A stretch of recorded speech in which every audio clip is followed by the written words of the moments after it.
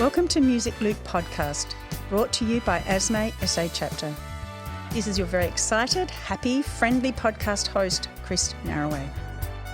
Music Loop is a podcast for people who want to reach out, connect and be inspired.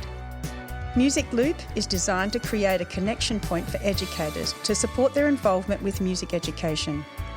Whether you are a classroom practitioner or music specialist, this is an opportunity to reach out, offer support to others, ask questions and take action. Get involved in music education. Welcome to episode 3 of Music Loop. Are we there yet? A reflection on those first 7 years. My guest today I count as a friend and colleague, and I describe as energetic, enthusiastic, positive, practical, personable, creative, bold, fun and engaging. She has a wonderful, infectious personality that endears her to her colleagues and students alike. Her creative approach and drive to experiment and muck around and explore with how music education is experienced by students is a bit of a trademark. And her music education aside, our other bond is a common love of fashion and colour, particularly Gorman. It is my pleasure to welcome the fabulous Britt Chatburn to Music Loop. Britt is a music arts specialist, currently on leave from Highgate Primary School. She'll tell you about her new job. And today I have the pleasure of chatting with Britt about her experiences as a young teacher starting out and some of her strategies for negotiating those sometimes very challenging first few years. Welcome, Britt. How are you? Thank you for having me on, Chris. I'm really excited to share my journey so far with hopefully a wide variety of people in South Australia and even further. Yeah, I thought we could start today. You've got some great ideas about many things, but just let's get a little bit of background, a little bit of, where did you start out in music? What were some of the things at first? Well, perhaps your history of family, maybe we could talk about that. Well, music was something that I did mainly through primary school and all through high school, but unlike a lot of my colleagues and other people I've met along the way, I actually don't come from a musical family. My mum would sing frequently and raucously, usually out of tune. And can't imagine that you've come from a family like that at all. Well, Mum will probably listen to this and I'm sure she'll agree. And I think it was Mum's spontaneous singing that at an early age showed me that singing could be something that could be a part of your life and enjoyed by everyone, no matter what the quality of it was. So when I was about 10, Mum had been doing home duties and then she went back to work. And I remember getting into the car one afternoon with my brother and Mum said that she was going back to work, she had a new job, and that we would now be doing musical instrument lessons. Right, announced it. Yeah, and I had never thought about playing an instrument. I must have been in about year 4, as I said I was about 10, and this was just what we were going to do.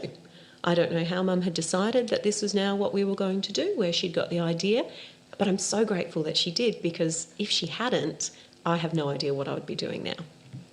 So my brother chose the trumpet, I chose the violin, but then my brother made the mistake of saying that girls couldn't play the trumpet, so I chose to change to the trumpet.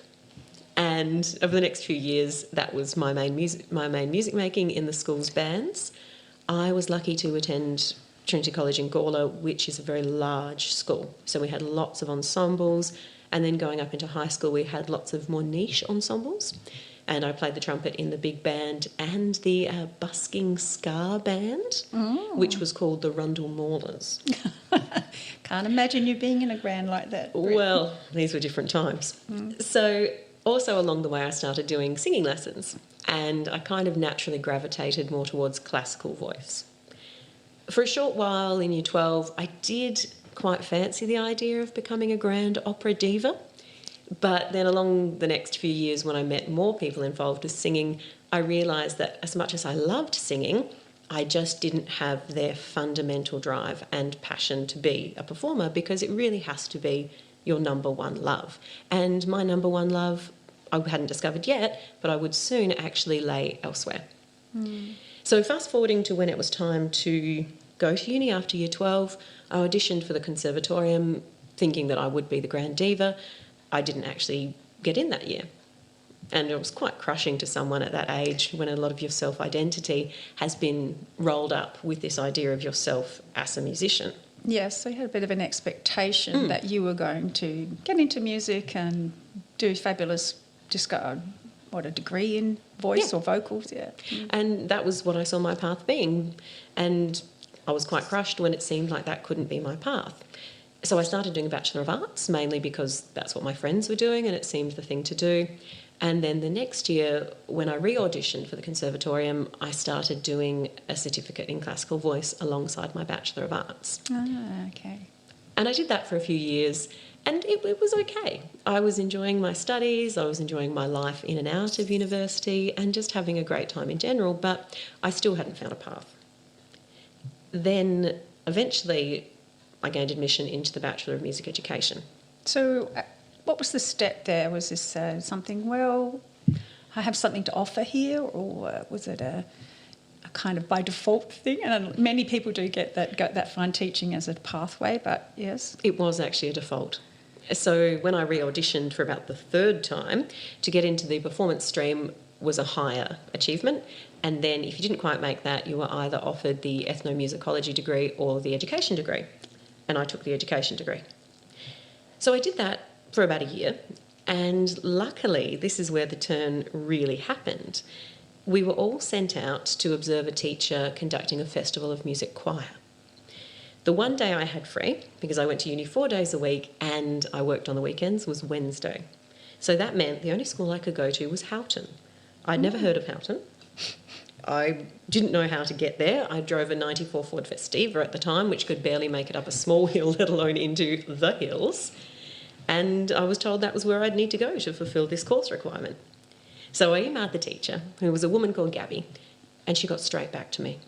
As in 5 minutes, I had a return email welcoming me to Houghton, saying how great it was I was coming along, and inviting me to come not just for the choir, but for the whole day. And I thought, that is the last thing I want to do. This is my day off. This is the only day off I get all week. But I agreed to, because this lady seemed so friendly and so warm and welcoming, and the last thing I wanted to do was be rude.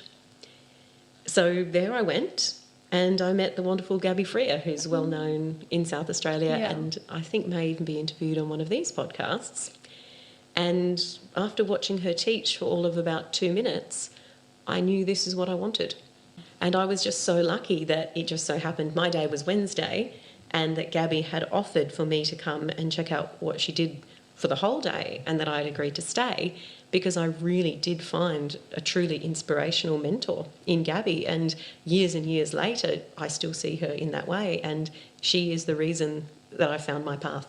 And I'm so grateful to her. And I'm happy to say that for the rest of that year, on Wednesdays, I went to Houghton. It's good to have great mentors and people that influence in you in that way. Have there been people along the way that you would say fitted into that bracket in other ways? Have there been other I'm sure there have been. I know you did mention Michael McConaughey at one time, where you would see him teach as well. So you mentioned him as a mentor in our pre-chat. So yes, so part of my music education course was a wonderful subject called Primary School Music Elective, which was run by a fabulous local educator named Chris Narroway. And part of that course involved us going to conferences. So we were required to attend an OSASA, which is the Offshore Work Association of South Australia conference, and a CAMIA, which is the Kodai Association conference. And it was at these conferences that I really saw how I could do the job that I now wanted to do in a practical and fantastic way. And it was through going to these conferences that I met a lot of people that I found really interesting. And I was actually able to pick and choose and beg people to then be my mentors for the rest of my pracs. And that's where I met Michael Mack, the specialist music teacher at Golden Grove, who was kind enough to take me on for my final placement. And he really has also been a big influence in my teaching, as someone whose style is just so encompassing and so joyful and so grounded in really quality pedagogy. Brilliant. I wanted to reflect a little bit on those first few years when you graduated from university. what the kinds of experiences that you had initially coming out, looking for work and eventually finding work, and the struggle. You may not have had struggles. Yours may have been a fabulous, easy flow into, but I do know just from our earlier chats that there were quite a few challenges at the beginning. So perhaps you could describe that. Well, what's it like to be an early career teacher these days? I was really fortunate in that I happened to stumble into what is still my current position at Highgate School 2 weeks after I graduated from uni. And that was just fate, luck, the universe opening that pathway up for me. So even though my pathway into work was perhaps could be seen as easier than other people's, because that was at the end of 2013, and then in 2015 I was lucky enough to win my permanency at that school. There were certainly challenges along the way. Highgate School is what's known as a leafy green school within South Australia, which means it is a Cat 7 school. So things like behaviour aren't such an issue, but what teachers at Highgate School need to produce is really rigorous pedagogy. And I think when all teachers, or maybe when all professionals start out their journey in their chosen field, you really do feel like the imposter. And you feel more like you should be sitting on the floor with the children than teaching the children. And you're just praying that no one finds out that all you can manage to do is plan this day and hope for the best for tomorrow. So I think many teachers would say that exists for their entire career. There's always that space, and you'd mentioned it too earlier, that there's always this place to keep growing and learning, and there's always going to be someone there you think may be doing this a little bit better than you, or you could be doing this and that. And I think that is a hard thing to juggle. I don't know how you got on with that, but all of the different fantastic things that people are doing around you, how do you choose what suits you? How did you choose what suited Britt? And that's the tricky thing too. And now I'm at the point where I can say it's okay to say I don't know. But as an early career teacher, you have a fear that saying you don't know or asking for help will lead people to see you as a bad teacher or weak, and then the fear of not getting your contract it's a very real thing. And I suppose in the early days, one of my main follies was simply trying to do too much. I looked at schools of established music teachers who were running a musical every year, or they had 3 or 4 choirs and ensembles, and I tried to replicate some of these things without building up a skill set to do them. I still feel sorry to this day for the children who were involved in my 2014 percussion ensemble. If you're listening to this, I'm sorry. Come back to Highgate School and we'll have another try. Because that ensemble did not produce the kind of music that I, from looking at people like Michael Mack, who runs these fabulous ensembles, the standard that he could produce. So you did the percussion ensemble the next year, or as a result of that, you felt like you hadn't done as well as you possibly could. What do you do then? Well, for me, after I stopped crying and, in the shower, it was just about going to talk to people. Going and asking colleagues who I knew ran those same ensembles, well, how do you do it? And another colleague said, what repertoire were you using? And then when they looked at it, they said, well, of course this wouldn't work. This is simply far too hard. Try something that's a bit more simple, something that the children can really hook into, and particularly if you want them to perform it, make sure they can rehearse it at 150%, because performance will always drop off. So I guess asking for help in that instance and reflecting on the music I was expecting them to make really helped for the next year's group, who, were they perfect? No.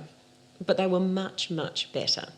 So using what you might consider a failure, and again, I'm sure you're sorry to those 2014 children, using what you considered a failure to actually use it as a growth point rather and find different ways of solving those problems and working into that next space. I think that's a very big skill to develop as any human being really, but teachers definitely need that space where try different things. As I said, that's one of the things I really admired about you, that you are creative in a sense that you'll often, I've seen some work that you do and I go, wow, that's just off the scales.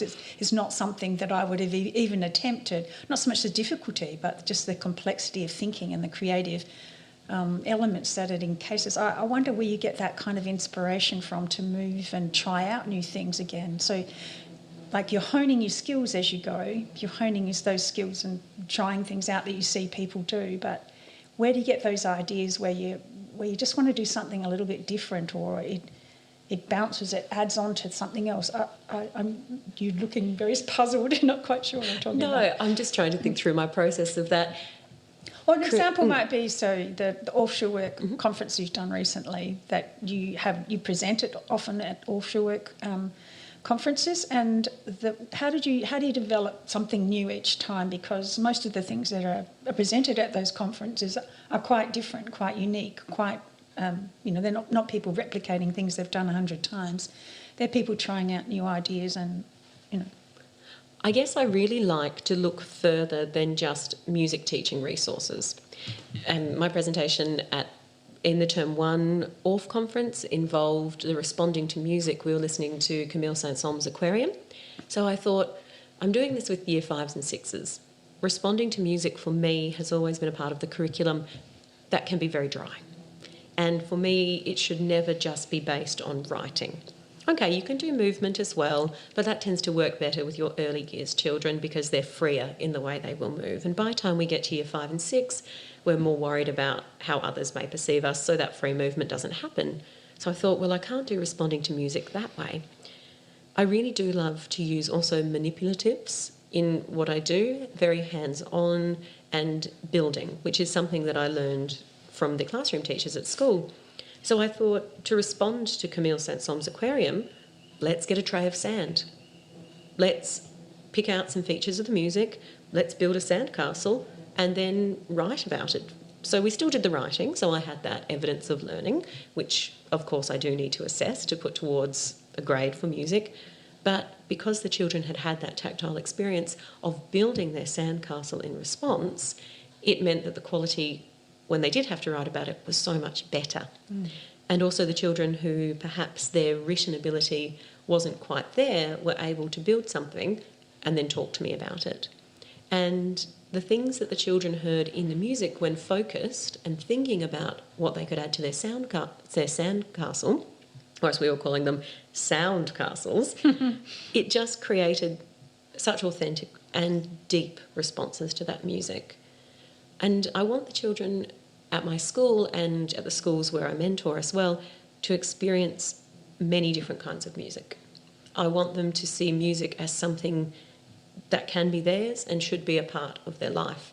And even if that's not music making, just being exposed to different kinds of music and different kinds of instruments, my hope is that in the years to come, perhaps they will think, oh, what was that song that Britt played way back in year 6 for us? Oh, maybe they'll go on to explore African high life music. Maybe that will become their jam. Maybe they'll go out and support the music industry by being regular festival or concert attendees. So for me, it is about, and this has gone off topic from what you asked, I'm sorry. It's okay. I'll bring you back. Yes, it is about bringing music into children's lives. And I acknowledge that, well, of course, many of the children I teach, perhaps very few of them, will go on to be professional musicians or work in the music industry or even be teachers, but I hope that music is something in their lives that enriches their lives. So in a sense, when you're creating something, nothing's off limits. So No. You aren't constrained by what's in a book or what's there or what traditional resources there might be available. You just look at what you're trying to achieve, and you were passionate about what you were doing, and you found something different and creative and motivating for these kids to bring into the classroom. So I agree, nothing should be off limits. There shouldn't be a standard process, assuming that the process is creative and interesting for those students and they're going to engage and get the outcomes that you need. You did mention the mentoring program. Did you want to have a little chat about how you've been going with the mentoring program or what you understand of it? Yes, definitely. Last year I started working as a mentor in the National Music Teachers Mentoring Program, and I have had experience mentoring 2 very different teachers at Pennington Primary School. That experience was really eye-opening for me because I feel like I'm now at the stage where I've got the basics down and I can help others. And again, this fits with my philosophy of spreading music. Some schools are lucky to have a music teacher, but many aren't, which means the classroom teacher is the music teacher. And often what we find is people who are very experienced and excellent teachers fear teaching music. They'll have a go at drama, they'll have a go at dance, but they see music as difficult and hard. Why do you think that is? I don't know if it's because of the rigidity of some people's music making, or they feel that they can't sing, they can't play an instrument, so what can they offer the children? But it's certainly not the case, particularly not teaching primary music, if you are willing to learn, to put yourself out there. And when I say learn, yes, you may have to learn a few things in the same way if I took on teaching Year 7 maths. I can do it, I haven't done it for some time, so I have to revise the concepts. Teachers can learn the building blocks of music and then give them to their children. And even though it may not be in the same way a specialist teacher would, a classroom teacher can fill that role and can help to include music into children's lives. So that's the approach I took to mentoring. At Pennington, I had two very different teachers who I was working with. One was a specialist drama teacher who hadn't had a lot of musical experience, and one was a very established classroom teacher with many, many awesome skills that I could only ever aspire to. So within the National Music Mentoring Program, you do have the time and you are free to create programs specifically for your participating teachers, which is what makes it such a successful program, because I'm there specifically to help you. And the program really caters for individuals. So you've felt that this has been a successful process for both those individuals? How did it work with each of them? So with the drama teacher, you just took on the role of building the capacity. Was she a specialist at that site, or? Yes, the drama teacher had come from a high school background, and so she was used to teaching specialist classes, many children in and out of the room. Being an arts person, she already had the confidence to deliver an arts program. But what she was lacking was some musical skills, as well as a knowledge of music resources. So with her, it was more of a guide. And her singing is actually really quite good, as I tell her often, and she's confident to do it. So yes, more about supporting her and also her transition into primary school teaching. So what's your role at the moment? Currently you've picked up a new role. What was that? At the moment, I'm very excited because I have won a secondment and I am creating music resources for the Department for Education. So my role for the rest of the term is to create units of work based on the Australian curriculum that will be available to South Australian teachers to use and to help them teach music in their classrooms. Our primary aim is early career teachers as well as non-specialist teachers. And the resources that I'm creating, I hope people will really find usable. I hope that they will find them inspiring, and I know that their children will enjoy doing these activities, because these are some new activities and certainly activities that have been tried and tested in the music room at Highgate School. Fantastic. Britt, I just wondered if you can elaborate on some of the biggest influences you've had in your career. Are there people or resources, or I know you're very involved in offshore work? For sure. Probably the biggest influence on my teaching has been the offshore work, which is a pedagogy for teaching music education. I was very fortunate, as I mentioned before, to start attending conferences early on, even when I was still at uni. And through the Offshore Work Association of South Australia, I've just met a wonderful community of educators. And the OFF process is really about starting simple and building up. In offshore work, speech is the first building block, and then you go on to add movement and instrumentation. And for a new teacher, actually finding a group of people who would show me at their conferences and mentor me and help me to learn how to actually string together all the things that I wanted to teach with a process and a vehicle like the offshore work, it was just invaluable. Uni prepared me for teaching in a lot of ways, but the Offshore Work Association filled in the gaps in between. And really, I have been also on the Offshore Work Committee for a number of years now. It really is the community of friends behind it as well. Every 2 years, there is a national ANCOS community conference where teachers from all over Australia as well as internationally get together for about a week of learning based on the offshore work pedagogy. And those conferences too have really shaped and inspired me as well. And even if the offshore work pedagogy isn't the pedagogy that you click in with, it's just so important to find a group of people who can help and support you along the way. Even if that's a group that is unlikely, even if that is a group of classroom teachers or actually a group of professional musicians, just finding your support staff That network's so important. It's so important. And that network might even be at your site if you're lucky. It's really important to find a few people on your site in those early years who will help and mentor and care for you and just be there to help. Because in those first few years, it's so crucial. Even though you feel busy, you feel isolated, it is so important to remember that there are people there who have your best interest at heart and will help you to move forward. You have quite a few networks. I know you're involved with the Public Schools Music Festival as well. That's a big network for you, and they've certainly been out there and supported you. And now you have the mentoring network as well. So you've got quite a lot of little camps that you dabble in. So yeah, great. So what resources do you think, apart, I mean, obviously conferences and the people that you work with, are there any specific sort of tangible resources, whether they're websites or books or something that you would recommend to early career teachers?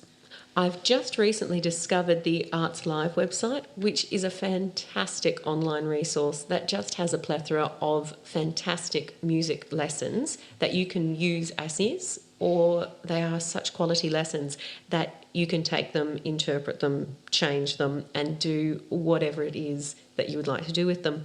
I've always been a big fan of Lynn Kleiner's work. Yeah, great stuff. Fantastic books, particularly for early years. Lynn Kleiner is an American music teacher who works within the offshore work pedagogy, and her resources are very usable for early years. In fact, one of my earliest end-of-year concerts for Foundation to Two was based entirely on one of her books. They're really friendly resources. They have CDs, so even if you are someone who's not confident to sing with your children, you can play the CDs alongside. Apart from that, my all-time favourite resource would really have to be Catch a Song. Kodai resource, Walking actually. on the dark side. Thank you. Catch a Song is just a beautiful collection of old-fashioned... actually, there are some newer ones in there too. There's one about solar electricity.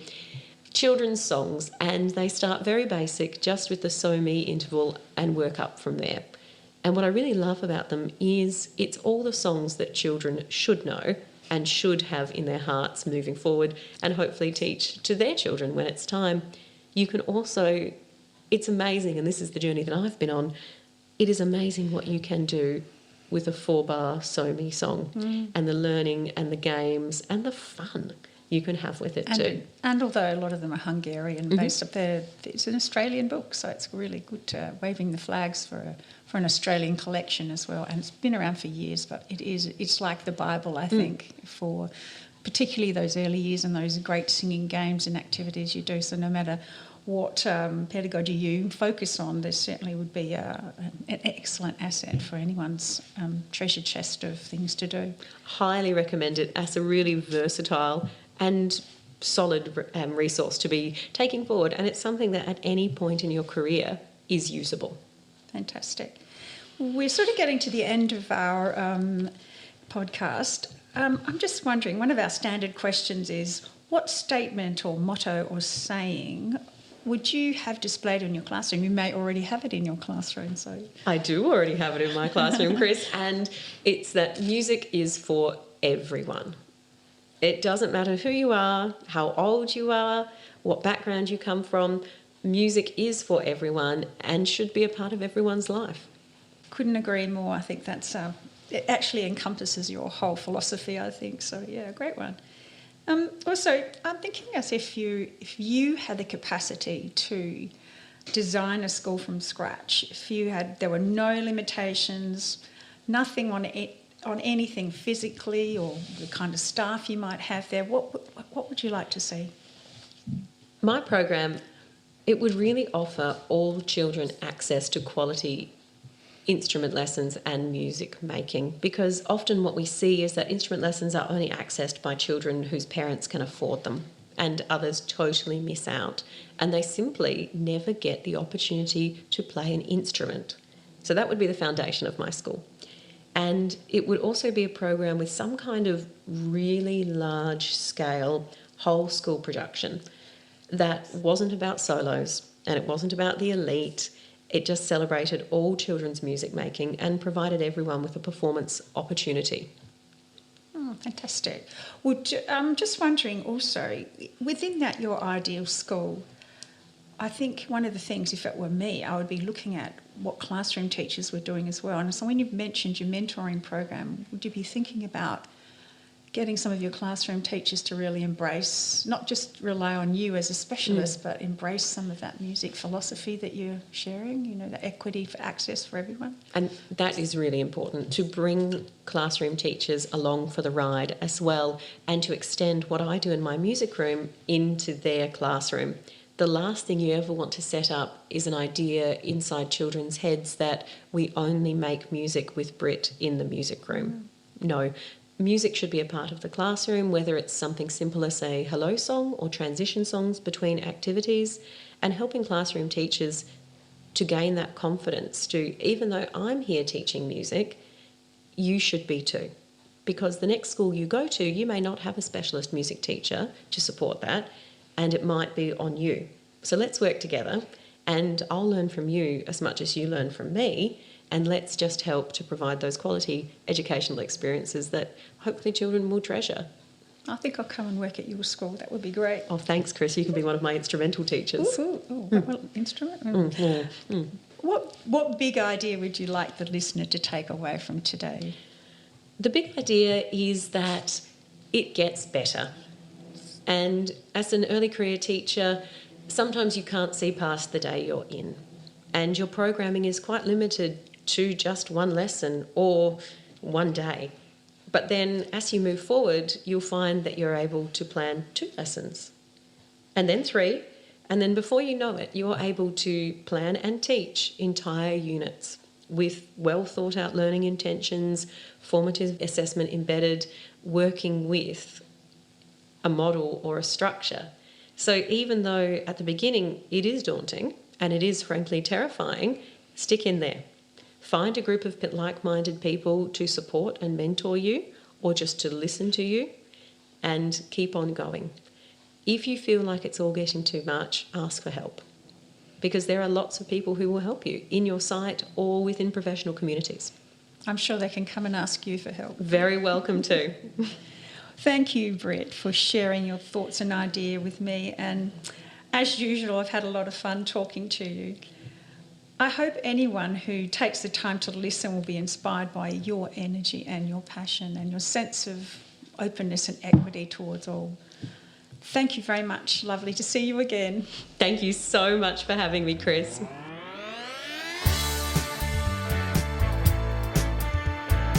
Music Loop has been brought to you by the Australian Society for Music Education, SA Chapter, and through the support of the Music Education Strategy Innovation Funding. You can subscribe to Music Loop, asmesa.libsyn.com, asmesa.libsyn.com. If you have any feedback or would like further information about this episode, you can connect with Music Loop via email, musicloop@asme.edu.au, or join the discussion on ASME SA Facebook page. Show notes about how to connect and information about the episode are at asme.edu.au/SA. I'm Chris Narraway, and this has been Music Loop. Reach out, connect, be inspired.